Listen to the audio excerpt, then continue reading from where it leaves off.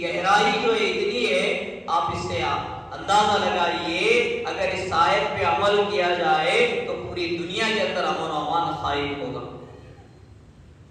اسی لیے بزرگوں، پڑوسیوں کے ساتھ اس نے سلوک کرنا چاہیے۔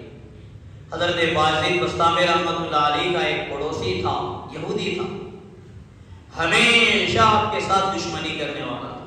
آپ نماز پڑھتے تھے تو یہ بجانا شروع کر دیتا تھا، گانا شروع کر دیتا تھا تاکہ ان کی عبادت صحیح نہ ہو، کیونکہ یہودیوں کی ہمیشہ دشمنی رہی ہے، وہ آج بھی دشمنی ہو رہی ہے۔ سیز فائر ہونے کے بعد بھی ان کے حملے جاری ہیں، سیز فائر ہونے کے بعد بھی غداری ان کی جاری ہے۔ تو اس زمانے میں ویسا ہی تھا۔ اللہ کی شان دیکھیے، اس کو تجارت میں جانے کا موقع آیا۔ اب اس زمانے میں مہینے 1.5 مہینے کے لیے چلے جاتے تھے۔ اب بیوی، اس کے چھوٹے 2 بچے تھے، چھوڑا اور چلا گیا۔ اللہ کی شان کے گھر کے اندر جو تیل تھا چراغ میں جلانے کا، تیل ختم ہو گیا، کہیں دستیاب نہیں تھا۔ رات کا جب اندھیرا چھا گیا تو بچے تھے، اندھیرے کو دیکھ کے رونے لگے۔ باجد بسطامی رحمۃ اللہ علیہ کو جب علم ہوا کہ نہیں، وہ پڑوسی جو ہے سفر میں گیا ہوا ہے، اب گھر اندھیرا ہے، کیا ماجرا ہے، تو شاگردوں نے بتایا کہ حضرت شاید اسے تیل نہیں ملا ہوگا، اسی لیے اندھیرا ہو گیا اور اندھیرے کی وجہ سے بچے رو رہے ہیں۔ حضرت باجد بسطامی رحمۃ اللہ علیہ کے پاس اپنا ایک ہی چراغ تھا۔ آپ نے اس چراغ کو لے جا کر پڑوسی کے صحن میں رکھ دیا، اس کے گھر کو روشن کر دیا اور خود آپ اندھیرے میں آرام کیے۔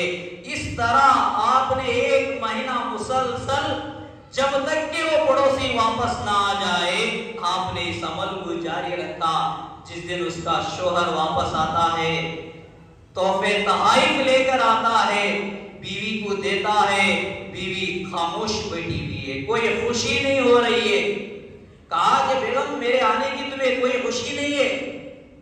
تو اس عورت نے کہا، مجھے کیسے خوشی ہو سکتی ہے جبکہ تم ہر دن اپنے پڑوسی کو ستاتے ہو، اس کی عبادت میں خلل ڈالتے ہو، اور اس کا یہ احسان ہے کہ 1 مہینے تک جو ہے برابر اس نے ہمارے گھر کو روشن کیا اور خود اندھیرے میں سویا رہا۔ جب تک کہ تم اس سے صلح نہیں کرتے، ہم ہرگز تم سے صلح نہیں کر سکتے۔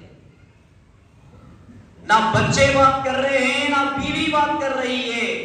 روایت میں لکھا ہے، وہ پڑوسی جو ہے زار و خطار روتا ہوا آتا ہے، حضرت کی خدمت میں کہتا ہے، حضرت مجھے معاف کر دیجئے، میں نے آپ کے ضرب المثل کو، آپ کے تحمل اور بردباری کو میں نہیں سمجھ سکا، آپ کے اخلاق کو میں نہیں سمجھ سکا۔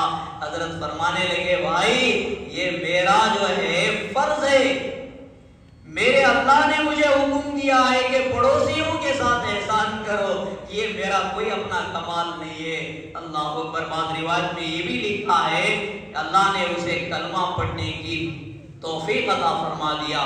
تو میرے حال بزرگ کو بتانے کا مقصد یہ ہے، اپنا پڑوسی چاہے جیسا بھی ہو، اس سے ہمیں ایذا پہنچ